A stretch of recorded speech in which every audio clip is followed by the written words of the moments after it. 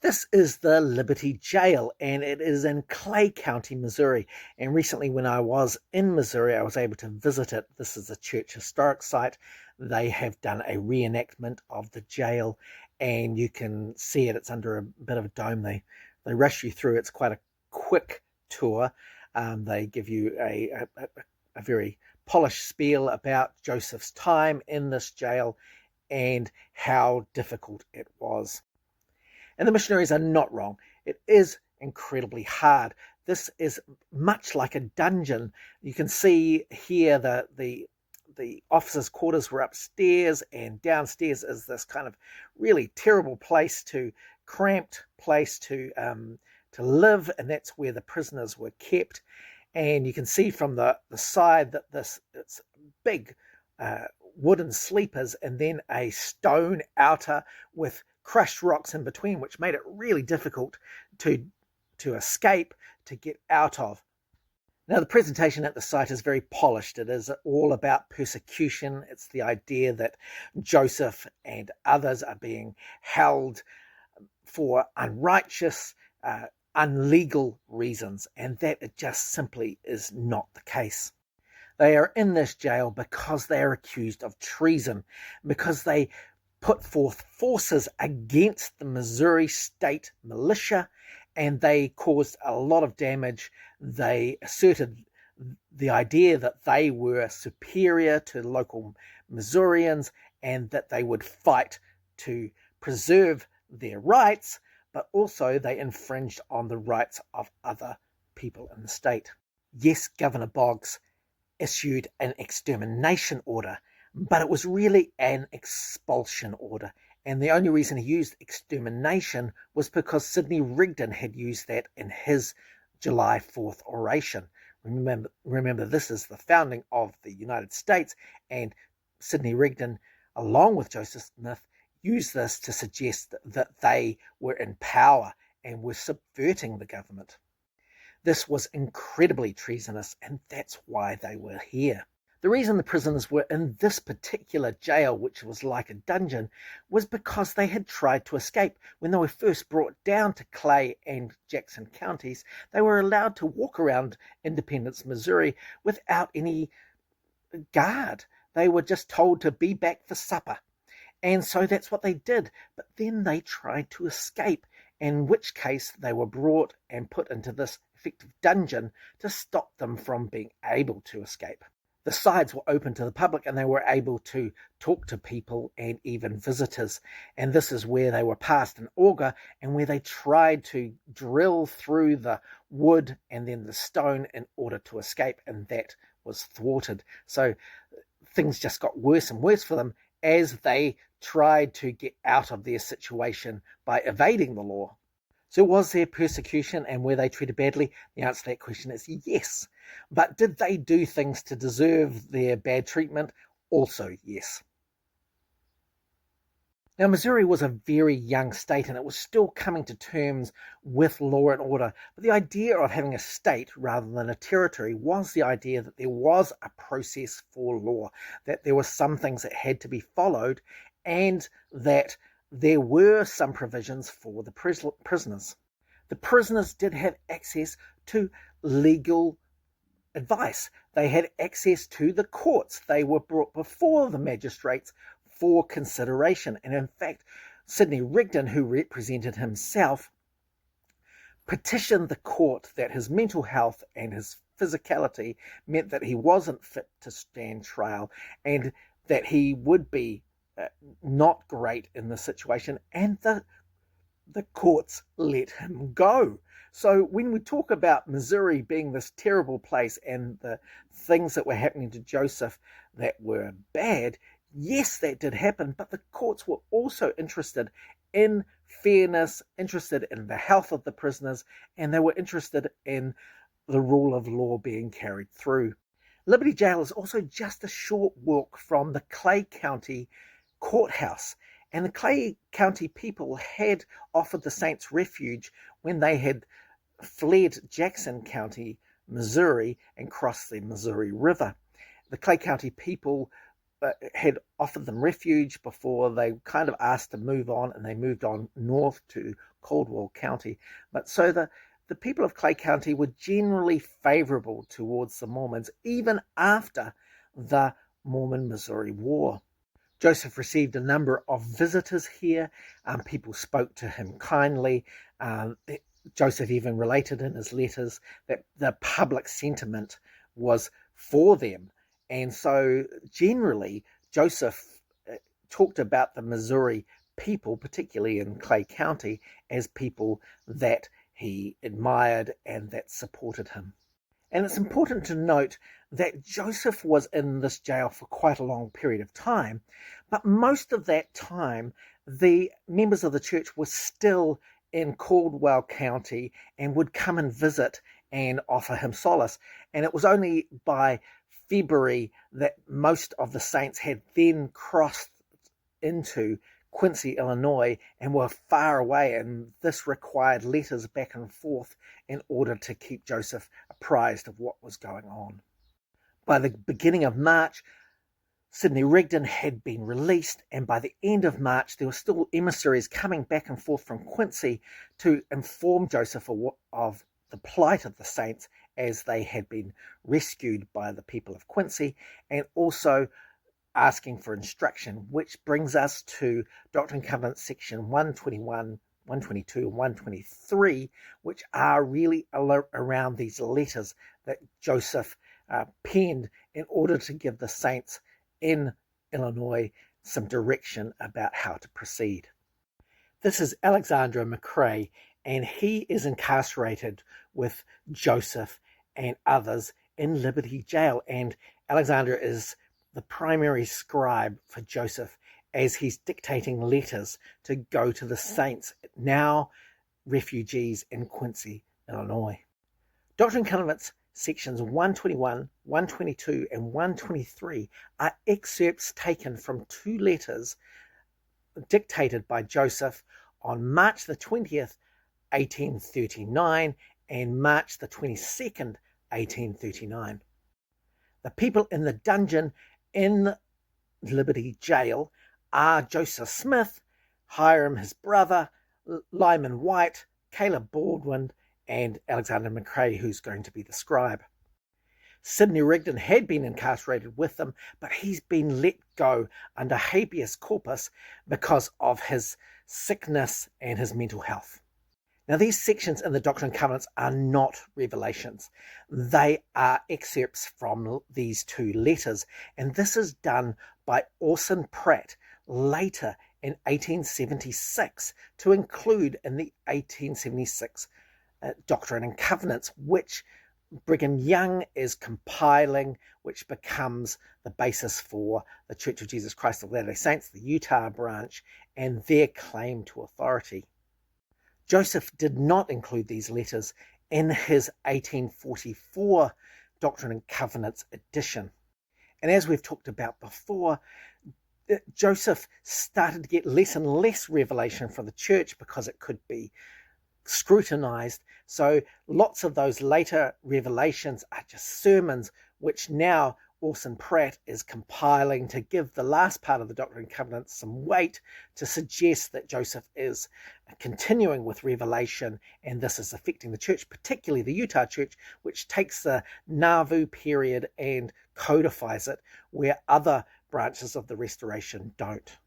Now, it's worthwhile reading these letters in their entirety, and I'm going to just go through and pick out bits because they really function as ideas about what is going on at the time and what Joseph is responding to in these letters, and that context is left out of these Doctrine and Covenants sections because Orson Pratt is trying to codify Joseph's prophetic mantle at this particular space, not trying to talk about history. So in these letters, primarily written to Emma so that she can read them first and then distributed to the church, really double down on the idea that these perilous circumstances mean that Jesus' coming is imminent. Joseph complains in these letters that he's being treated unfairly and that Sidney Rigdon has used his own means to get out of jail free, and this should have happened to the others. He even goes so far to say that his lawyers are acting against him, that they should have suggested habeas corpus and allowed them a change in venue that will allow them to escape. And this is really interesting because later on, this is exactly what happens. The others get a right of habeas corpus to change the venue, and then they escape. And this adds to a narrative that Missouri is embarrassed by their incarceration of Joseph, that this is unjust. And this just simply is not the case, but it does perpetuate in the church. Joseph also pleads his innocence in this letter again and again, suggesting that the voice of God is whispering to them that this adversity is for their good, that it will bring them to greatness amongst God, but also as a witness against Missouri. These letters are interesting too because they also suggest a priesthood restriction that is supposed to be put on the Missouri people because of their unrighteousness towards the members. Joseph also consoles the saints, and maybe particularly himself, that these trials that they're going through and that he's going through are going to be enough to suggest that they're on par with ancient apostles and prophets, and that they will be the means by which now God recognizes they've done enough and he will bless them with what he's promised. Joseph has received correspondence that there is a man, Isaac, who's going to sell the saints' land if the people should gather there. And Joseph gives the instruction that they should consider his proposal and meet together and with the Holy Ghost decide on that and let him know. But a couple of days later, he writes a letter basically saying he's got inspiration and they should go along with this plan. And this becomes what is Commerce, and then renamed to Nauvoo, Illinois. Joseph doesn't know that this is a mosquito-infested swamp, but these people are desperate at the moment, and this guy has got a mechanism to get rid of a whole lot of land on some very favourable terms, which Joseph will enter into. And it's worth saying that Joseph is not getting revelation of where to go to. It's happening the other way around, that he's trying to find a place that they will be safe. Joseph also makes a statement that Mormonism will stand, that truth is Mormonism. And I think this is really fascinating because, of course, Joseph is asserting Mormonism as a name for the collective movement of the saints. We see this codified in Doctrine and Covenants 135, but this is where Joseph, as he's writing this, is really writing this Mormonism, Mormon. These are identifications for the church, something that hopefully we'll be able to go back to now that Nelson has passed away. And in their humble circumstances, Joseph is relating, in his almighty name we are determined to endure tribulation as good soldiers until the end. Now, this is really fascinating because, of course, Joseph and the saints have suffered a lot, and they took matters into their own hands because God wasn't delivering them, and fought an army, and now he's retreating back on this, the idea that they need to be humble. And so persecution and tribulations and suffering is now the new mark of being a disciple of Christ, of being a member of the church, not the idea that God's going to fight for them or that you need to fight for yourself. In these letters, which then get codified as these sections, suggests that the rights of the priesthood are connected to acts of righteousness. And he doesn't make that case that he's unrighteous. He makes the case that other people are unrighteous, and this has brought the suffering on the saints. And despite the fact that he's been compelling people to follow the gospel, in this letter of humility, he's suggesting that the powers of the church cannot be held but by kindness. And so this is really an interesting fallback for which he doesn't stay humble very long. The letter also frames this tribulation as a mechanism to get closer to Jesus, and that Joseph is in this terrible situation to be humble, to be able to rise above it all, just like Jesus did. And with that overcoming, he will be able to combat all of the terrible things that are being said about Mormons and Mormonism, that God will then bless them. He also speaks against Samson and Avad and the idea of the Danites and these secret societies which are operating under penalty. Now, this is fascinating because Joseph has absolutely engaged in this, and he's now distancing himself from this in this letter. But he will go back to this again with the adoption of Masonry and the Temple Covenants. He doubles down on the Constitution being established by God, and the idea that the Book of Mormon and the Bible and the ministering of angels are true. And this is fascinating because, of course, at this moment, he's working on the idea of suing for redress, and he does so during these letters, that they should gather evidence so that they can now present this case to the federal authorities to, hamper or put Missouri under redress. But this never happens, and so Joseph actually then suggests that the federal government and the United States is against the Mormons, and he seeks to undermine the country again, and ends up in jail in Carthage under treason charges. But he also is looking to flee from the United States with the idea that this is a terrible thing. And these 5 men, Joseph Smith, Hyrum Smith, Lyman White, Caleb Baldwin, and Alexander McRae, sign their names to this letter, which is effectively a sermon, which then gets later turned into these Doctrine and Covenants sections. And this idea of 5 people doing this is really important. We'll talk about that later. This is Jane Newman being baptized on behalf of her son in the Mississippi River, and this is even Vienna Jacques on horseback in the river witnessing the baptism. These are some of the earliest baptisms for the dead done in Nauvoo in 1840.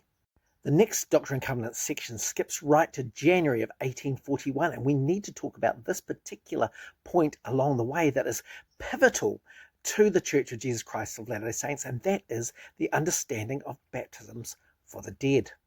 Now, this is a doctrine not in the Book of Mormon, and it certainly is not represented by any of the understandings of the Book of Mormon, because the Book of Mormon doesn't allow for the idea that anybody needs to be baptized for the dead, because in the Book of Mormon you die and you're given your reward.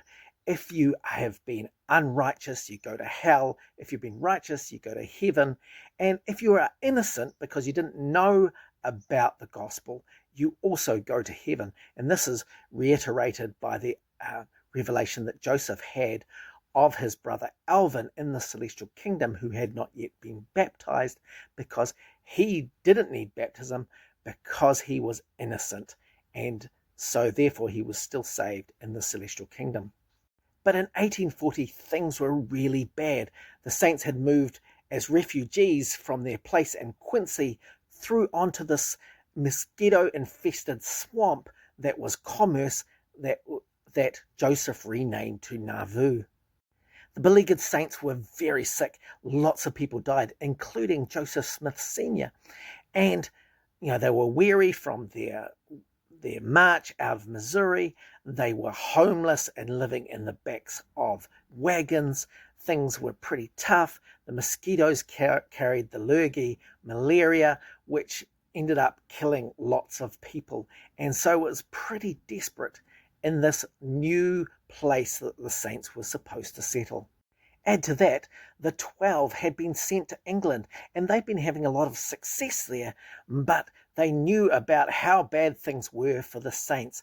And some of those members, particularly one called Anne Booth, got a revelation about how hard it was for the saints, and saw the Apostle Patton, who had died during the Battle of Crickle River in Missouri, teaching to the spirits in Spirit Prison that was identified in the New Testament. And Brigham Young sent a letter back to Nauvoo talking about this vision and asking Joseph Smith about it. And Joseph Smith, when all the members got very excited about something they could do for their dead in Nauvoo, he decided that yes, this was something really important, but that Anne Booth had got it slightly wrong, and that there were some mechanisms for baptism of the dead that he could prescribe. So the saints began baptizing for their kindred dead. It gave them a huge amount of hope in the face of all of this adversity and death.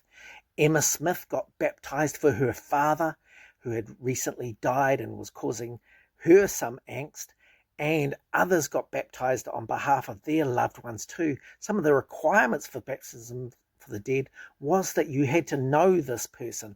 You couldn't just randomly choose somebody in your lineage. And initially it was determined that they had to come to you in a dream or some kind of vision that would help you know that they wanted this work to be done, but that was quickly sidelined. Baptism for the dead is a really simple process of being vicariously immersed on behalf of somebody else, and this meant that the saints could feel like they were doing something really important, that it was making a difference to their loved ones, particularly on the other side of the veil, and that these loved ones would be thankful for their great service. And this is the basis for which temple baptism continues to this day. Despite previous revelations and no mention of this in the Book of Mormon, this became a really huge effort in Nauvoo, an incredible way for people to feel comfortable, to feel of service, to reassert their dedication to the gospel and to Jesus, and also the idea that Joseph was their prophet. It made a huge emotional difference at the time and still makes a massive emotional difference to people today, particularly elderly people who serve in the temple, that they can feel like their service for people who have died will be something that saves the world, that enables them to bless their families who are maybe suffering real temporal tough things, by imagining all of this great work on the other side, and these people so appreciative for this incredible service on their behalf. Saints in Nauvoo in 1840 and saints in 2025 can feel like they are important, that they're doing great work, that God is seeing them, and also it's incredibly safe because they don't have to interact with people who are disagreeing with them. They can be in a place where other people are excited about them, and also this imagination of this future reunion gives them hope that their sacrifice and their tribulation is going to all be worth it. Nauvoo, Illinois is a huge reset for Joseph because pretty much nobody else is in that area. Joseph controls most of the land. He's renamed the place to Nauvoo, and he is building for a new future, a place for the saints to gather, a refuge, but also building on these incredible protections that he's been given with the Nauvoo City Charter, which is established by the end of 1840 with the help of a really important guy, John C. Bennett. The state of Nauvoo have seen the plight of the saints and have given them a huge amount of support in order to establish a really strong city charter, which includes a militia called the Nauvoo Legion and an opportunity to start again afresh with some big protections from civic government. And it's going to be a grand future with grand revelations. They start a new revelation book, which actually only ever gets 2 revelations in it, Doctrine and Covenants section 124 and then Doctrine and Covenants section 125. But section 124 is the spiritual constitution of the city, how it's going to be organized. And Joseph is interested in 3 big things. 1, a Nauvoo house that he can live in, that is going to be a boarding house that allows for people of renown to come to the city to impart of their goods, particularly those who aren't even members of the church. Joseph is also really interested in a temple, the Nauvoo temple, which does get built, and this is going to be the center place of the city and its allegiance to God. And the third thing that he's really interested in is re-establishing the leadership of the church, particularly the patriarchal authority, to give to each of the men who are now going to re-establish the church after its faulting in both Ohio and then in Missouri. And this section is one of the longest in the Doctrine and Covenants, and it covers a lot of things, and we're just going to skim over some of the biggest ones. Firstly, Nauvoo is going to be a cornerstone of Zion. It's not going to be the Zion, because that has been lost in Missouri, and God will eventually recover it, but it's going to be a place of importance.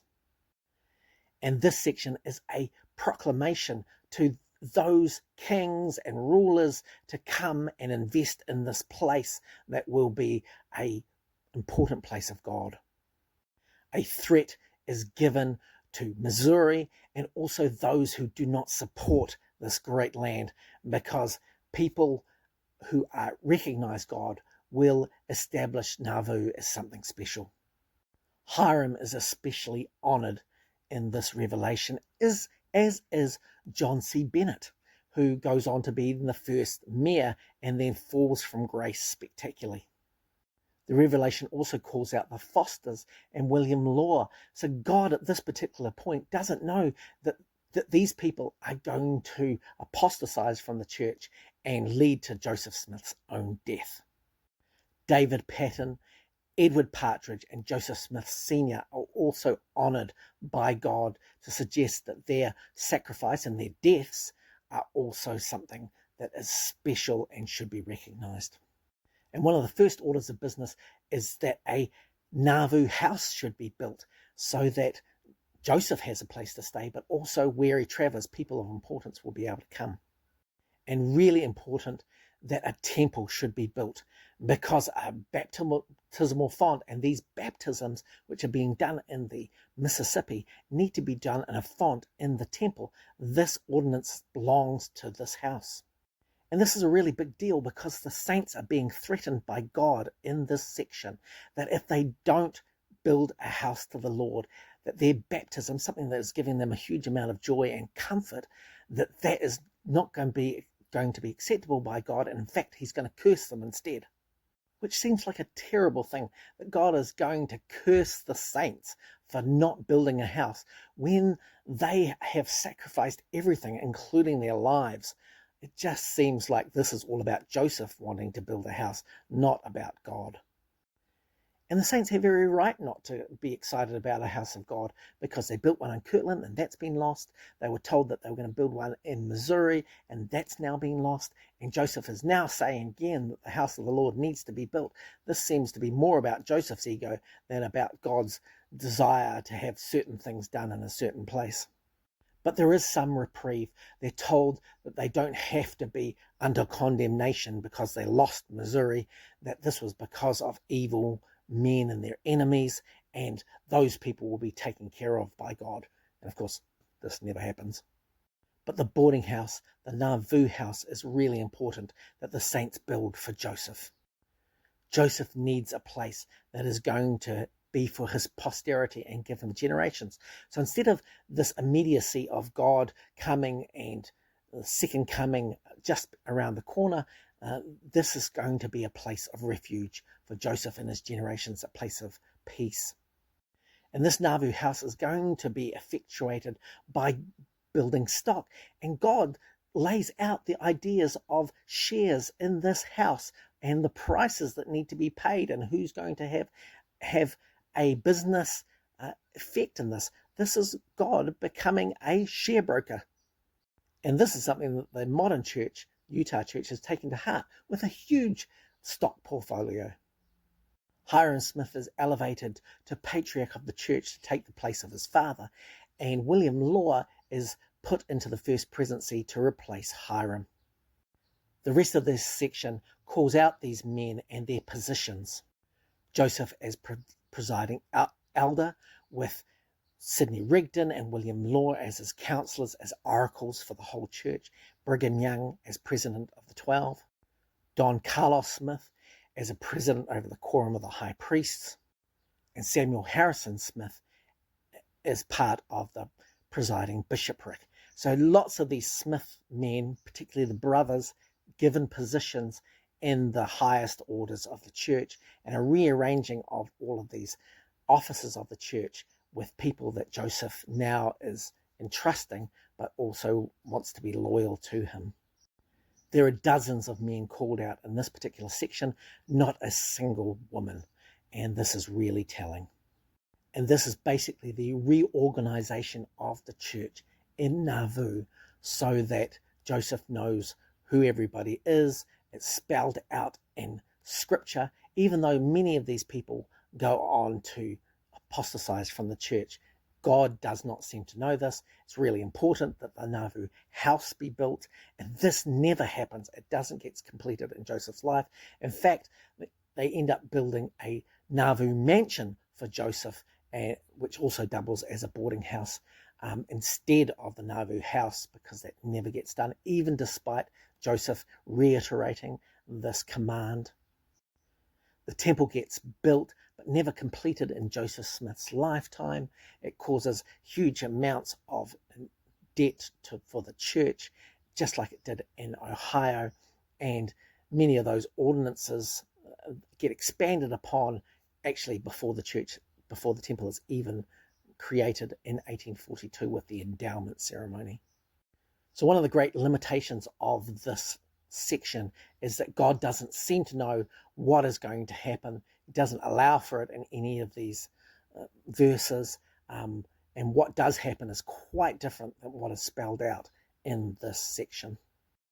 Joseph always had grand plans. Nauvoo is actually on a bend of the Mississippi River where it's a bit of a flat, and they drained the soil there and made it into farmland, as you can kind of see here. And here's the Nauvoo temple in the background. But across the Mississippi River is Iowa, and some of the saints had settled there. And so Doctrine and Covenants section 125 is about what is supposed to happen on that side of the river. This particular revelation is one of the few revelations in the book, The Law of the Lord, which is supposed to contain all these amazing revelations in Nauvoo, but of course it goes very lacking. And basically there are those who are asking about what it is supposed to happen for the saints who are on the other side of the river in Iowa. And in Lee County, it's designated that there would be a city built. John Smith is Joseph's uncle, and he is the state president on that side of the river. And he's asking about what should happen for the saints there. And the understanding is they need to build up a city to the Lord called Zarahemla. Now there is Montrose across the other side of the river. Zarahemla really doesn't come to pass. And in verse 4 also talks about an idea of a city of Nashville, also in Lee County, and this never comes to pass either. So these are just things that Joseph is kind of throwing out because he has all of these grand visions, but what actually comes to pass is much less than that, and God doesn't seem to know the difference. Doctrine and Covenants 126 is a revelation to Brigham Young. He is the president of the Quorum of the 12, and he's been serving in a mission in the European mission, primarily in England, for the last couple of years, and he's got back to Nauvoo, and he's basically been released as needing to serve and go overseas anymore. It was reportedly given on July 9th, 1841, just a few days after he returned with Heber C. Kimball to Nauvoo, but it wasn't included in the Law of the Lord book until the end of the year. It basically says that Brigham Young doesn't have to leave his family anymore, that his labor is acceptable to God, and that his new vision is to take care of his family. This was not included in the 1844 edition of the Doctrine and Covenants and was included by Orson Pratt in 1876. And this is probably due to the fact that, of course, Brigham Young went on to become the leader of the Utah branch, and so any opportunity to elevate him in the sections of Revelation and the Doctrine and Covenants was taken so that it could assure his leadership. Here I am next to the Nauvoo mansion with Chris, a brilliant historian who lives nearby, who was able to take me through some of these sites and give me a lot more detail on what is happening. The Nauvoo mansion, the Nauvoo house, the red brick store, and also Joseph Smith's residence are right there on that corner, and this used to be administered by the Community of Christ, but of course they've sold all of these assets through to the Church of Jesus Christ of Latter-day Saints, the Utah branch, and they are now administered by them. This is the upper floor of the red brick store where Joseph Smith implemented the Nauvoo Relief Society. We had fun with the senior missionaries here because they just didn't know the stories and the realities of what happened in that particular room. But you've got to understand that on March the 15th, 1842, Joseph Smith, along with Sidney Rigdon, joins Masonry and gets elevated to the idea of Master Mason. Now, he's probably encouraged by John C. Bennett, who's the city's mayor, and his brother Hiram, who's been a Mason from a long time ago, that they are now implementing Masonic rites in Nauvoo because all of the anti-Masonic stuff which has happened in New York earlier has all dissipated.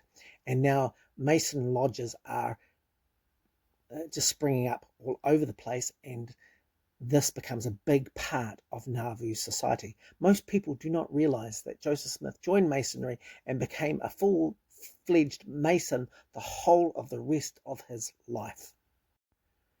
2 days after, he implemented on the March the 17th, the Nauvoo Relief Society with his wife Emma as the president. Now, a lot of this was about trying to take some kind of control over rumors that were swirling around in Nauvoo about Joseph's impropriety and also John C. Bennett's impropriety. Now, some really big things happened in the next couple of months. John C. Bennett became the scapegoat for all of these accusations, and he was kicked out of being mayor. But John C. Bennett didn't go quietly, and he revealed a number of things about Joseph and his exploits, including his secret relationships, that hit the newspapers. And Governor Boggs in Missouri, an attempt against his life was taken, and John C. Bennett accused Joseph Smith of planning this with Porter Rockwell to murder this former governor of Missouri. Missouri sought to extradite Joseph and Porter Rockwell to face charges and stand trial. And of course, this is back in the days where states' rights are still being sorted out and with how you could even do that. But then the governor of Illinois, who was Thomas Carlin, issued an arrest warrant for Joseph Smith. And so Joseph Smith went into hiding. While Joseph was hiding from the law, he wrote this letter to the saints to explain why he wasn't with them. And this became section 127 of the Doctrine and Covenants. It was written on September 1st, 1842, and told him he had to leave the place for a short season for his own safety. And when the storm was over, he would return to them. In fact, he didn't really go very far. He often just hid in people's places around Nauvoo and across the river in Iowa. But he made the case to the saints that he was persecuted relentlessly throughout his life, and this was just one more persecution. He would have tribulation like Paul did, that deep water was what he was to swim in. He also started to talk about baptism for the dead and the idea that there needed to be a recorder, which he then goes on to talk about more in the next section. But interestingly enough, he talks about the idea that the temple will be the place to restore many things on the earth pertaining to the priesthood. Now, Joseph had become a Mason on the 15th of March, 1842, and then he had implemented a new ritual ceremony on May the 4th, 1842, to his most closest elite, and this became the endowment ceremony. And so this is our first indication that this is going to be released to the general populace.